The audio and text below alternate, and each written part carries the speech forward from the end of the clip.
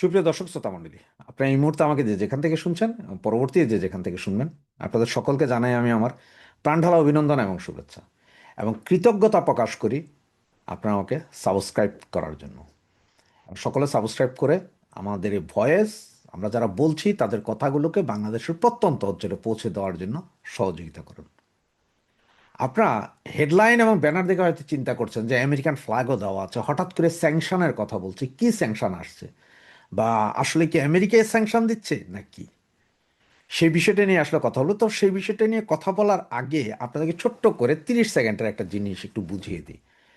আমি গতকালকে আমার যে কন্টেন্ট ছিল বা অনেকে যে কন্টেন্ট করেছেন, তার আগের দিনের যে কন্টেন্ট ছিল, এগুলোতে এখন আস্তে আস্তে অনেকেই কন্টেন্ট করছেন, সুতরাং আপনাদের বিশ্বাসযোগ্যতা অর্জন করছে যে জি, আমি যেগুলো বলেছিলাম সেগুলো সত্যিই বলেছিলাম। এখন যখন আপনারা জানতে পারছেন যে আমি যখন বলেছিলাম যে শেখ হাসিনার সাথে মার্কো রুবিও কথা বলেছে, অনেকে বলেছিলেন মিস ইনফরমেশন, কিন্তু এখন বিভিন্ন কন্টেন্ট ক্রিয়েটাররা বলছেন, এমনকি জনকণ্ঠ পত্রিকাও বলেছেন সরাসরি দেখা করেছেন, তবে না, সরাসরি দেখা করেননি, ফোন আলাপ হয়েছে। তো যে যে বিষয়টা নিয়ে কথা বলবো বলছিলাম যে গত কাল দুপুরবেলা জামাত, সকালবেলা বিএনপি, এবং তার আগে আপনার ডাক্তার ইউনূসের সাথে আমেরিকা যে বৈঠকগুলো করেছে বা ভার্চুয়ালি বৈঠক করেছে, সেগুলোতে একটি জিনিসই আমেরিকার ছিল, যে আমরা যা করেছি ইন্ট্রিমের সাথে, আমরা যেসব চুক্তিগুলো করেছি এগুলো তোমাদের আমলে বৈধ থাকবে কিনা, বা তোমাদের আমলে তোমরা এগুলোকে সাস্টেন করাতে পারবে কিনা। জামাত বলেছে, স্যার আপনারা যা বলবেন সব, আপনারা দরকার হয় সব নিয়ে যান, কানাচে কানাচে পাড়ায় পাড়ায় ক্যাম্প খোলেন, কোনো সমস্যা নেই, আমগো ক্ষমতা চাই। বিএনপিও সেম। এবং ডাক্তার ইউনূসের সাথে যে বৈঠক ছিল, সেই বৈঠকে ডাক্তার ইউনূস অনুরোধ করেছিলেন যে কি বলেন, আমরা যেসব চুক্তিগুলো করেছি নন ডিসক্লোজাল এই সেই, এগুলোর ব্যাপারে আপনাদের মতামত কি। বিএনপি বলেছে, না না না, আমরা সব ওকে, আমরা we are all okay, we have a plan. মানে আমরা একটা প্ল্যান আছে যে আপনারা যা করেছেন তাই ঠিক থাকবে, প্রয়োজনে আপনাকে রাষ্ট্রপতিও বানানো হবে। এই হচ্ছে যে বিএনপির মনোভাব। বিএনপির সাথে যখন আমেরিকান কূটনীতিকরা কথা বলেছে, তখন বলেছে যে হ্যাঁ, আমরা রাজি আছি, কোনো সমস্যা নেই, কিন্তু বিএনপি জানেই না যে আসলে চুক্তিতে কি কি হয়েছে, কারণ এটা তো নন ডিসক্লোজার। সুতরাং বিএনপি জানে না, কিন্তু বিএনপি না জানার পরও বিএনপির কথা হচ্ছে, যদি দেশের 16 টুকরা করে 15 টুকরা আমেরিকাকে দেওয়া হয়, এক টুকরাতে আমি তারেক জিয়া প্রেসিডেন্ট, প্রধানমন্ত্রী হব, কোনো সমস্যা নেই। এটা হচ্ছে বিএনপির মূলধারা। তো এখন বলি যে স্যাংশন, আসলে স্যাংশনটা আসছে কেন, স্যাংশনটা যে আসছে বা স্যাংশনটা যে পড়বে তার কিছু সিমটম দেখেন। এই যে Bangladesh interim government already Boeing এর সাথে একটা চুক্তি করেছে, 14টা এয়ারবাস, বোয়িং এর এয়ারবাস কিনবে ইউএস থেকে। আর সেই এয়ারবাস কেনার চুক্তির কারণে আপনার বাংলাদেশ বিমান পরিচালনা পর্ষদে যেই পরিষদটা আছে বা যারা ডিরেক্টর আছে, তাদের মধ্যে সম্ভবত 3 থেকে 4 জন এটার বিরোধিতা করেছে। ওরা বলেছে যে ভাই, এই মুহূর্তে বোয়িং কেনার দরকার নাই, আমাদের এমনিই বিমানের লস, তার উপর আরও কিনা আমরা কত লস দিব, কোথায় বিমান যাবে তার কোনো হদিস নাই এখন। এইসব নিয়ে তাদের সেখান থেকে 3 জনকে বহিষ্কার করা হয়েছে, এবং 3 জনকে বহিষ্কার করে সেই জায়গায় নিয়ে গিয়েছে আমাদের খলিল, মানে এনএসএ বা ন্যাশনাল সিকিউরিটি অ্যাডভাইজার, তৈয়ব এবং আক্তার, এই 3 জন যাদের ছবি আপনারা আমার পেছনে দেখছেন, এই 3 জনকে বিমান পরিচালনা পর্ষদের ডিরেক্টর বানানো হয়েছে। হয়রাজ খলিল কিন্তু একজন মন্ত্রী পদমর্যাদার, সে ডিরেক্টর হইতে পারে, কিন্তু তাকে সেখানে বসানো হয়েছে।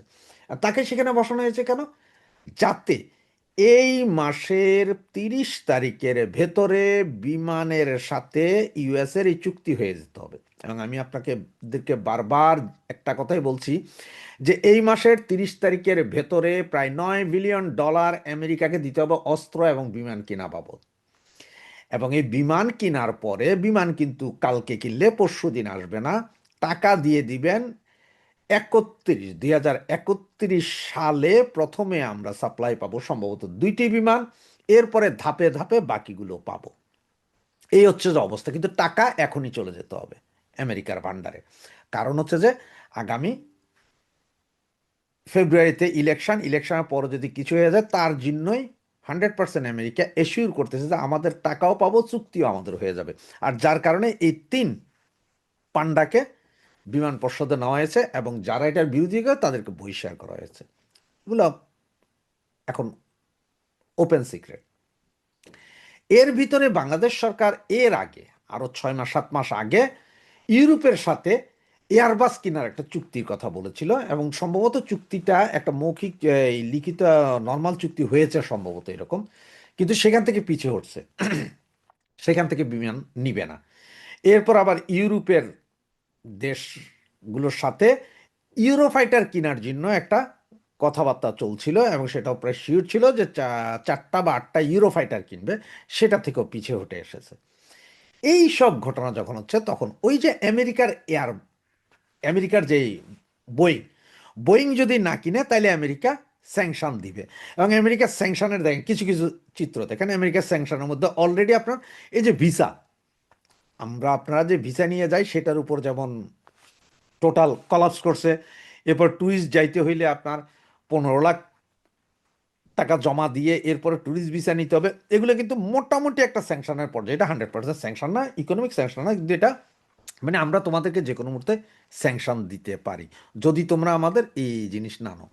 এগুলো দেওয়ার পরও এরপরে বাকি চুক্তি যদি যেই সরকার আসবে সেই সরকার যদি না করে, তাইলে আসবে মূল স্যাংশন।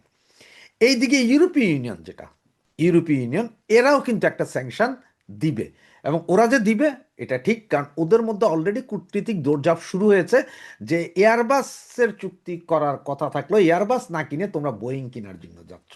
এটা কিন্তু বিশাল লস ইউরোপের জন্য। তারাও স্যাংশন দেওয়ার চিন্তা ভাবনা করছে। আর সেই চিন্তা ভাবনা থেকে আপনার থেকে আজকে এই মুহূর্তে বলে দিই, একটু খোঁজ নিলেই পাবেন আপনারা, গ্যাপ, জারা এবং ম্যাঙ্গো সহ অলরেডি 6টা বৃহৎ ইউরোপীয় কোম্পানি তারা গুটিয়ে নিচ্ছে আমাদের দেশ থেকে তাদের বিজনেস। আপনি এটা অনন্ত গ্রুপে জানতে চাইলে তারা বলে দিবে গ্যাপের অবস্থা কি। এরপরে জারা, ম্যাঙ্গো, তারপরে আপনার অন্য আরও যেই 4-5টি বড় বড় কোম্পানি আছে যারা বিলিয়ন ডলারের গার্মেন্টস প্রোডাক্ট নেয়, তারা সকলে এখন আস্তে আস্তে বন্ধ করে দিচ্ছে। এবং জানুয়ারির 30 তারিখের ভেতরে যখন বোয়িংয়ের সাথে চুক্তিটা হয়ে যাবে, টোটালি কলাপস করে দিবে গার্মেন্টস সেক্টরের এই সব বড় কোম্পানিগুলো সব কিছু নেওয়া।